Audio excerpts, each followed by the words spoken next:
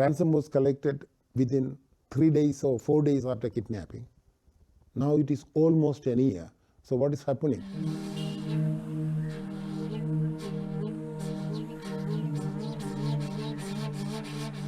Our priority is to first get him out.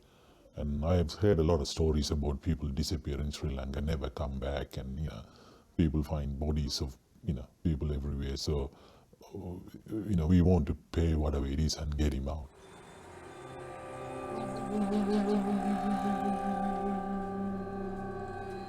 From the time he get home in end of April, he don't talk anything. He don't say much. So to now, your brother-in-law has never said a word about this? No. Until recently, Tamils have lived peacefully with their Sinhalese neighbours in Sri Lanka's capital, Colombo. But in the past 2 years, they've been subject to a dramatic rise in kidnappings, extortion, and in some cases, murder. It's an easy way of making money. It's an easy way of inflicting terror in the community. And it's an easy way of ethnic cleansing. Dr Mano Mahan is a Sydney cardiologist and a leading figure in the Australian Tamil community. He says the kidnapping and disappearances of Tamils has reached epidemic proportions. This is going on for the last 2 years without any rhyme or reason. And Tamils of Sri Lanka are fed up, they live in fear, and Tamils of Sri Lankan origin who live abroad, who are citizens of other countries, are unable to visit their kith and kin for fear of being abducted, fear of being killed. This is a state of affairs. It's anarchy. Dr Mahan told Dateline of several disappearances which have had terrible consequences for Tamils living in Australia. He introduced me to 3 men here in Sydney, all Australian citizens, who've had relatives abducted from the streets of Colombo.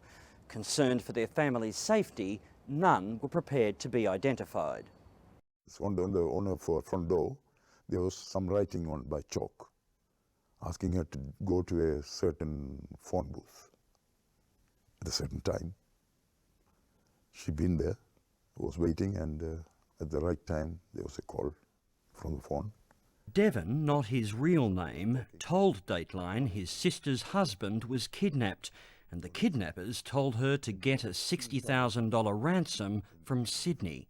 And somebody was talking, not in pure Tamil, not in Sinhalese, sort of in between, speaking Tamil but in a different accent, telling her that they got her husband and demanding for 50 lakh in rupees. Now, what is 50 lakh in Australian dollars? 50 lakh is, in Australian money, is about $60,000. And she was crying. And unable to raise so much cash quickly, Devon offered his sister what he could. So I told her that I'll try and get at least $10,000 or something like that. But she said, no, it's going to be very, very hard. They are going to kill him if he don't do something to start with. Then I asked her to get some time, and I told her that within 1 week I'll try and get some money. Cobbling together a few high-interest private loans and keeping the entire business a secret from his immediate family here in Sydney, Devon sent a $40,000 ransom to his sister in Sri Lanka. His brother-in-law was released, but refuses to talk about the experience. My sister tried to, because I told my sister to find out something. She was trying to get something out of him. He don't even say nothing, not even a word. When she start talking about it, he just look somewhere else and just keep quiet. Most of the time, he don't even talk. Devon's story had a happy ending, but Dateline met another Australian Tamil family whose relative has not been released even after the ransom was paid. It's real agony. It's not only one, so many people undergoing. Certainly we would love if Australian government and help at least to find out what is happening. Murali, not his real name, is still waiting for news of his brother-in-law, an Australian citizen who disappeared in Colombo over a year ago. The following day, somebody said that he will be released if you all pay a ransom. My brother-in-law came on the cell phone and he said to pay them whatever they are asking. And they asked a large sum of money in the order of millions in Sri Lankan rupees. Murali says his family paid the kidnappers more than $1 million to release his brother-in-law, a wealthy businessman. Several months later, he hadn't been released, and the family went to the Sri Lankan government. Murali says the family was told by a government minister that this Tamil paramilitary force, the Karuna Group, was behind the abduction. Last year, Dateline filmed the Karuna Group, which is accused of acting as a proxy force for the government in its war against the Tamil Tigers. Our government minister promised that he should be able to get him released. And he said he know that he is abducted by Karuna Group. He said that. The minister confirmed this, that it was the Karuna Group involved. Yes, that is the guerrilla group of Karuna Group that was involved, and they will he will help to release him. But I think they were going, they were trying for nearly 2 months. At the end of 2 months, he said that he can't help. Did he say why he couldn't help? He said that he can't help. They are not listening to him, the people who have the people that have him? Yeah. Right. The family also spoke to the Department of Foreign Affairs here in Canberra, which in turn asked Australia's High Commission in Colombo to contact the Sri Lankan government. But the family says it was told nothing more could be done to determine whether he was dead or alive. They are disappointed in that these human rights violations and excesses are not being questioned openly by the Australian government or the Foreign Office, or for that matter the High Commission there. So that is definitely something that's causing a lot of disappointment and disillusionment amongst Australian citizens of Sri Lankan Tamil origin.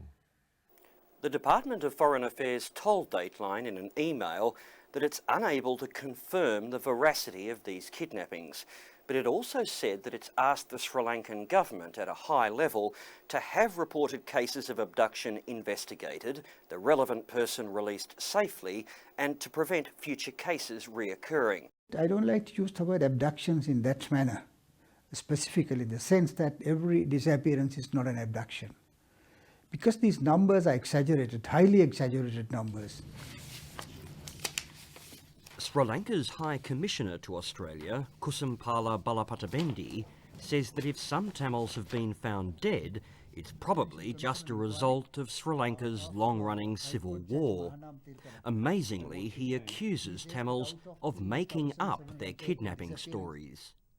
I can hide somewhere and get my wife to come to the police that I am missing. I am abducted. This is happening because this is tarnishing the image of the country. They are trying to distract the international community from our country in our efforts to solve this problem. But many people have turned up dead. Maybe a few people. In a war, people have to die. But 430 people have died. Or maybe, I don't know, maybe more or less. It can be because in a war, no one knows who is dying, who is not dying. But with 430 kidnap victims turning up dead, the Sri Lankan government has been criticised by human rights groups for not doing more to investigate the disappearances. Now, you're prepared to talk to me tonight about this. Reports by groups like the Asian Human Rights Commission back up the testimony of Tamil families here in Sydney. She said she had one phone call and they asked for some money. And she said immediately she wanted to talk to the son first. Tan Veer, again not his real name, has also suffered the torment of having a family member kidnapped. His sister's 20-year-old son was abducted from the family apartment in Colombo just before Christmas last year. And someone knocked on the door and there were only 4 or 5 people outside. They said there's some sort of police investigation, and they called out his name. So he walked out, and he told his mother that I'll sort this and come. And when she came out, she saw them sort of pushing them in a white van, and by the time she came out, the van drove off. A few weeks after the abduction, Tanvir's sister received a phone call from the kidnappers. They said they'll come back to her with some details. She told me that, and I told her, whatever the money, somehow, we'll get him out. So this is about 3 months ago. So we've been waiting since, to hear from those people. Tanvir's family believes the boy may have been taken by the Sri Lankan security forces and handed over to the Karuna group to be trained as a militant. I think he was arrested. I think it's by the army or police. I don't think it's a rebel group. But there have been stories about army and police arresting kids and handing out the Karuna group to fight against Tamil Tigers. Maybe that has happened, I'm not sure. Dr. Mohan also believes that many of the younger kidnapping victims are being forcibly recruited to fight for paramilitary groups. But he says none of it would be possible without the approval of corrupt government officials. It's a combination of paramilitary groups, combination of government highly placed officials, and the military and the armed forces. There should be connivance between all these groups for effectively to carry this out again and again and again without being caught. As implausible as this sounds, just a few months ago, Sri Lanka's police chief announced that criminal gangs were involved in the kidnappings, along with corrupt police and military officers. Sri Lanka's High Commissioner confirms this, but says corrupt officials are already being dealt with.